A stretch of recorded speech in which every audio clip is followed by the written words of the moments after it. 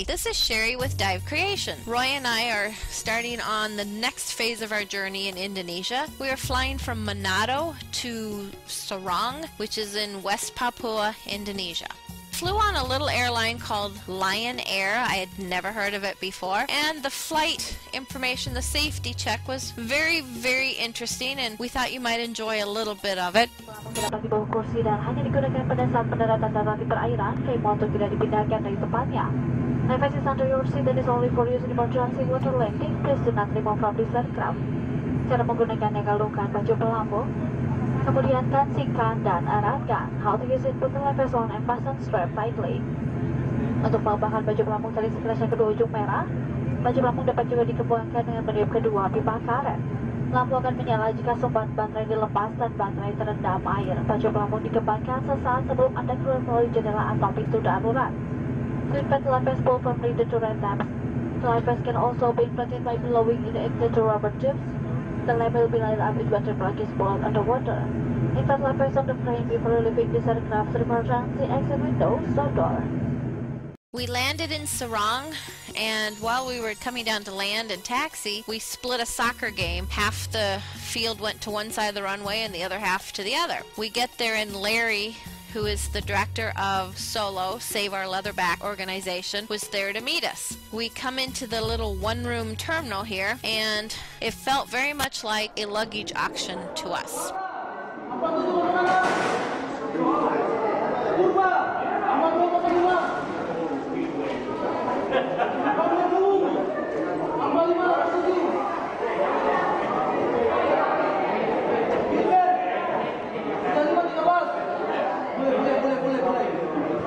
Two of our bags did not arrive, and we had all kinds of issues. Finally, we had to pull out our ticket and show them that we indeed did have 4 bags. 2 came, 2 did not. So our bag of all our clothes and all Roy's dive gear failed to show up.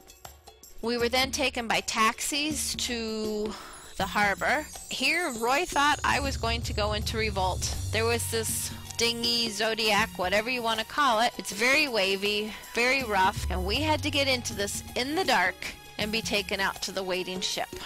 That's our boat in the back with the bright light, and we had to get in this boat and survive the trip over there. The next morning, these are the views we saw from our boat of the Sorong Harbor. It is the gateway to Indonesia's Raja Ampat Islands. It has experienced such an increase in growth in the last 5 years, and there's further growth anticipated as Sorong becomes linked by road to other frontier towns in Papua's Birdhead Peninsula. They are in the process of building a container port in Sorong, and the construction on this is expected to be finished in the middle of 2013. This is our little Zodiac the next day, going in search of the missing luggage. There were a total of 6 bags that did not arrive. This car that you see there on the dock, that's the car bringing the missing baggage, but it was about 24 hours late. As we're cruising along, you could see the illegal logging, deforestation. These are rainforest islands, and they are being destroyed. Then there are some places where the damage was not caused by man, it was caused by the tremors and earthquakes and volcanoes, and timber just comes tumbling down. West Papua province is the least populated province of Indonesia.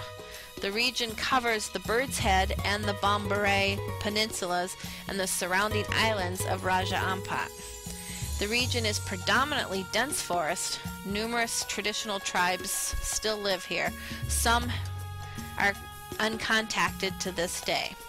The majority of the population live in or near coastal areas. The official language in this area is Indonesian. It is estimated that there are between 200 to over 700 tribal languages, though. And the predominant religion is Christianity, often combined with traditional beliefs, and this is followed by Islam. And this here is the beach off of Warmandi village, which we visited prior to going to the leatherback turtle beaches. This man in the red shorts is one of the village leaders, and even though they live on the coast, they do not have a water culture. They're just learning to build boats. We were invited into the village, and we're walking along the paths to get there. and they called a town hall meeting. They actually had a very nice cement building and plastic chairs, and we were all invited to sit, and they proceeded to talk. This gentleman is one of the leaders. You can tell his very red mouth and few teeth. He is a chewer of the betel nut. And these nuts are chewed for their effects as a mild stimulant. It causes a mild hot sensation in the body and slightly heightened alertness, although these effects do vary from person to person. The effects of chewing betel juice can be compared to drinking a cup of coffee. It constitutes an important and popular cultural activity. It is not known when and how these leaves and nuts were combined together into one psychoactive drug. The International Agency for Research on Cancer regards this chewing of betel leaves and nuts to be a known human carcinogen. Regular chewers have a higher risk of damaging their gums, acquiring cancer of the mouth, pharynx, esophagus, and stomach. Effects of betel chewing include increased asthma attacks, hypertension, and tachycardia. Regular chewing causes the lips and tongues to be stained orange or red, and this actually has been known as a mark of beauty in the past. These are a couple of the houses in the village. Most are up on stilts like this front one. The one in the back that not on the stilts actually had glass windows. We found these cocoa trees growing in this village with cocoa pods, and chocolate comes from these. But these were not grown as a cash crop or export crop. They were grown for local use only. This was the only running water we saw in the village. I'm not sure if there was any other, but this was the only stream we found. This was a little bridge over some swampy area, and you can see in the end of the bridge on the left-hand side was a post with some white cord. That was the end of the electrical line that they had. They had a generator, and they did have power in some places, but that was the end of it. Just the beauty of these islands. This is our boat looking out to sea, and there is a storm approaching. The main industries in this area include agriculture, fishing, oil production, and mining. We were out on our little Zodiac boat exploring in this lagoon. This is our friend Suzanne. She's standing up looking for things in the water. This is one of the healthiest, largest mangroves we've ever seen. This is a great area for fish nurseries. And this tiny spit of beach that we found separates the Pacific from the Indian Ocean on this particular island. So of course we had to have our picture taken on the Indian Ocean side, since we both grew up in Africa with the Indian Ocean. Also on this little beach we found a nautilus shell. The nautilus is known to be an extremely deep water creature. Suzanne, our friend there, happened to find one. So everybody had to take a picture of it. And one of the islands we sailed to was called Sonic. We docked at its pier. We actually did a night dive off its pier. We were the main source of attraction for a while. It was like being in a zoo or something. Everybody comes to watch you. And these children were just precious. They wanted their pictures taken. They saw I had a camera, and they kept begging. But every time I would take their picture, I'd have to turn the camera around so they could see themselves. So we had quite an afternoon. They're just the sweetest kids. And finally, after several hours of this, the crew finally gave them some cookies and sent them on their way. And then coming back into Sarong, it was the end of the voyage. 10 days later, we're getting off the dinghy, getting in these taxis, these yellow cabs run up and down the roads all the time, and we're going out for traditional Indonesian dinner. We were promised a lobster dinner, and we get to this place. This is our restaurant. This is where we ate. Everything was out in the open. This guy's cooking the different fish. We saw absolutely no lobster, but they did place a delicious bowl of crab in front of us. Inside, you had these long picnic tables with plastic tablecloths. These are the cooks. This is the kitchen.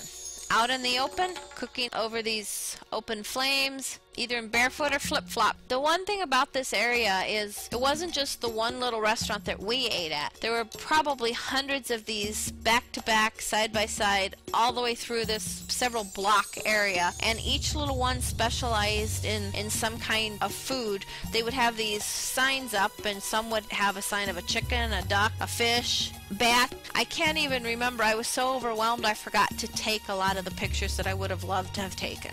The trash dumps kind of said it all.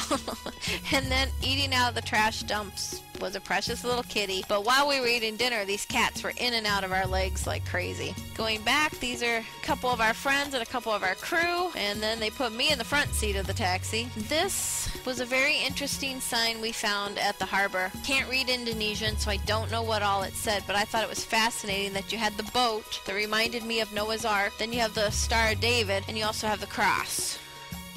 You can see the sign, the Kentucky Fried Chicken sign there, and behind it you see the sign Sega. This is the biggest department store in Serang.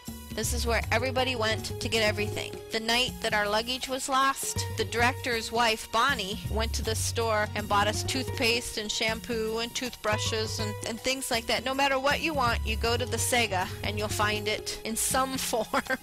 They love KFC, but you don't get a bucket of chicken and fries. You get chicken and rice balls. There's churches, there's mosques, there's all kinds of things. I was never quite sure because they're not done in the same styles that I'm used to. And there were a couple churches that we saw that we thought were mosques, but we're told they were Christian churches. This was a run back to the airport, so as the taxi's flying along, I'm trying to shoot pictures out the window. You see the man in the motor scooter with the red flip-flops or whatever they are? That's Weka. He was our main...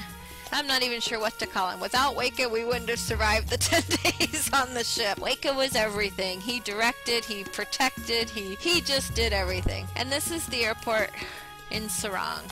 This is by far the most disorganized airport I have ever been in my life.